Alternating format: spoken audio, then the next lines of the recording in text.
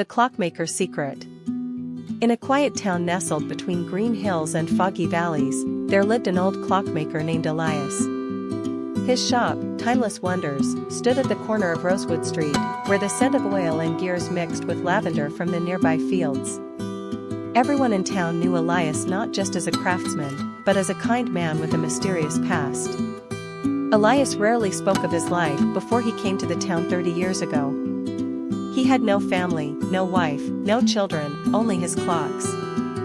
They filled the shop from floor to ceiling, tall grandfather clocks, delicate pocket watches, and strange contraptions with twisting gears and glowing hands. What made his clocks special, however, was not how they looked. It was what they did. One autumn afternoon, a curious girl named Lily entered his shop. She had just turned 13 and was fascinated by the ticking machines. Her eyes sparkled as she examined a clock with 3 faces and a 4th hand that pointed nowhere. "What does this one do?" she asked. Elias looked at her with surprise. Few people noticed that clock. "That," he said quietly, "is a timekeeper. It doesn't tell the time. It remembers it." Lily tilted her head. "What do you mean?" Elias sighed and sat down behind his workbench. He motioned for her to sit too. "Long ago," he said, "I was not just a clockmaker. I was a keeper of time itself. I built clocks that didn't just count the hours, they could store memories, moments, even entire days." Lily laughed. "That's impossible." "Is it?" he said, and opened a drawer. Inside was a silver pocket watch. He handed it to her. "Open it." She did, and gasped. Inside, instead of a ticking second hand, there was a small image, a memory of a young Elias, dancing with a woman in a sunlit garden.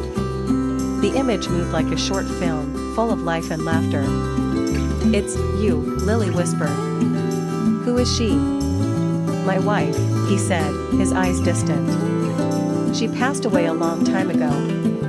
But I kept that day inside this watch, so I would never forget." Lily looked around, amazed. "So every clock here holds memories?"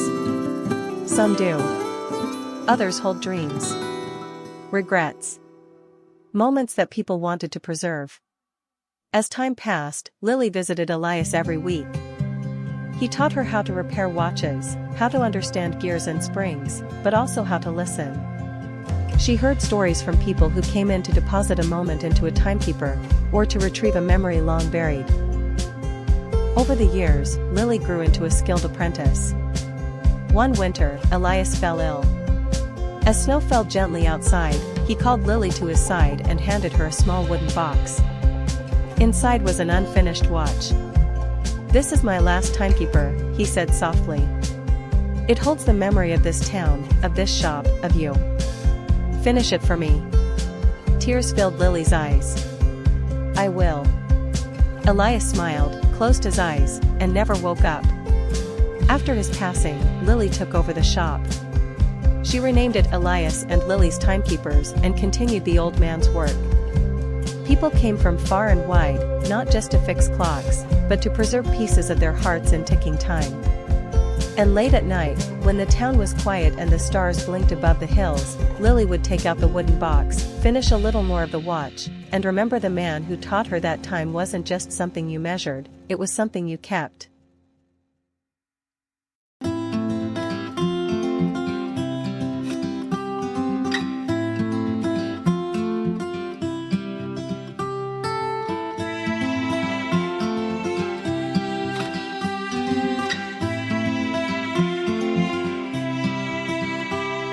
Elias trained her for months.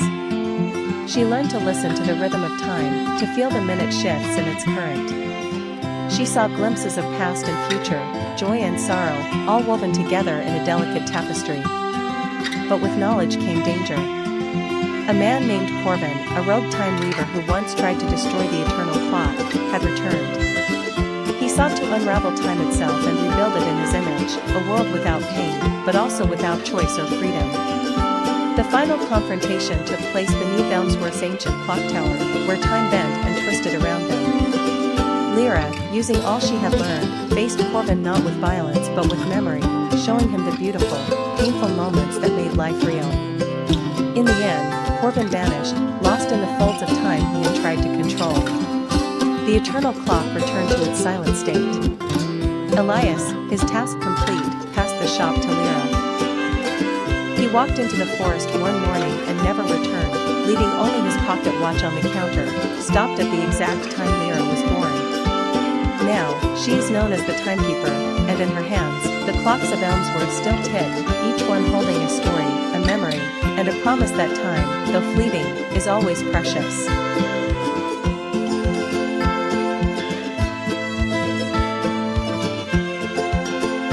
The Clockmaker's Secret. In the quiet town of Elmsworth, nestled between foggy hills and ancient forests, there lived an old clockmaker named Elias Barnum. His shop sat on the corner of Wren Street, filled with ticking sounds and the scent of aged wood and brass. The townsfolk called him the timekeeper, not just because he fixed clocks, but because he remembered everything, birthdays, anniversaries, and even the exact hour it last rained. Elias lived alone, save for his cat, Thistle. Every day, he opened his shop at sunrise and closed it precisely at sunset. The clocks inside were not ordinary. Some were grand with carved wooden dragons, others tiny and delicate like music boxes. But in the back of the shop, hidden behind a velvet curtain, was one clock no one ever saw, the eternal clock. This mysterious piece had no visible hands or numbers, only a smooth face of obsidian glass. Elias never spoke of it, not even to the curious children who pressed their noses to the display windows. Some said it had been there before Elias arrived in Elmsworth, others whispered it could stop time. One autumn morning, a girl named Lyra stumbled into the shop. She was about 16, with fiery red hair, clever eyes, and a suitcase too big for her frame. She had no home, no family, only a letter from her grandmother, who had disappeared years ago, and a locket shaped like a crescent moon. "I'm looking for Elias Barnum," she said, her voice trembling. Elias looked up from a cuckoo clock and studied her face.